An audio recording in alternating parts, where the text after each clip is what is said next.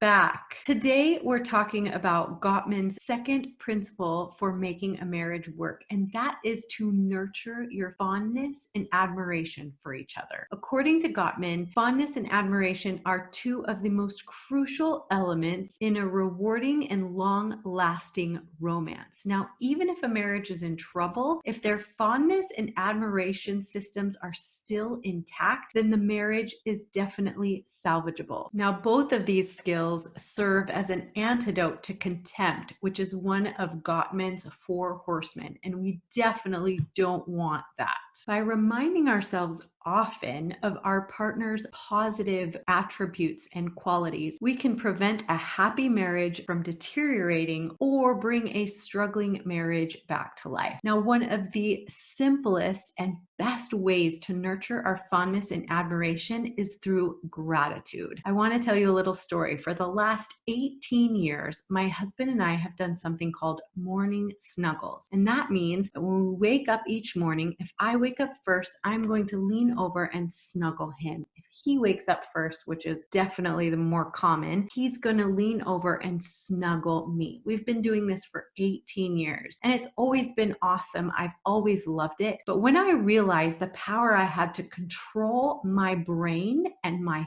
thoughts by priming them each morning, my life completely changed. So what I mean by this is a few years ago, I learned the power of looking for the good. Now, you've heard the phrase, your brain will find whatever it is that you are looking for. So whatever story it is you're telling yourself, you are going to find evidence of that throughout your day and throughout your life. So once I understood this, I started taking that time in the morning during morning snuggles. Now, for me, it was really easy for me to think of all the reasons why I'm grateful for my husband, grateful for my marriage, grateful for our children, and grateful for our life when I'm warm and snugly cozy in his arms. I'm priming my brain to look for all of the ways in which I am so grateful for the man who is holding me. If you are not at the point where you want to be snuggling in the morning, if it is uncomfortable for you, maybe start by holding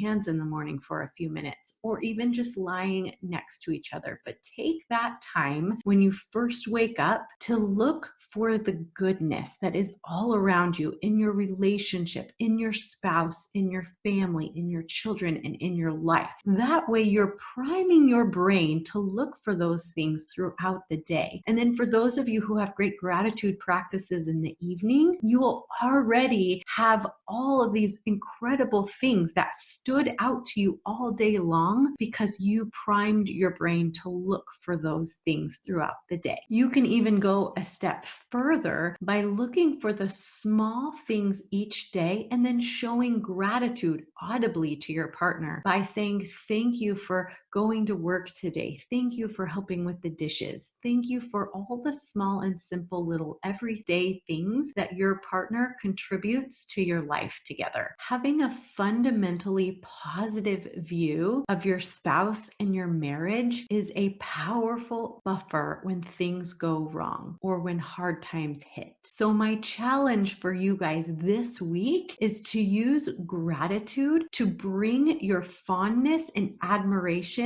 up a notch, or 5 or 10. I want you to take time every single morning and think about all of the reasons why you're so grateful for your partner and for your relationship. And I want to know how that goes for you. And then come back and join us next week for the third principle of making marriage work. And until then, happy marriaging. To learn more ways to deepen your intimacy and strengthen your relationship, make sure you watch this video next.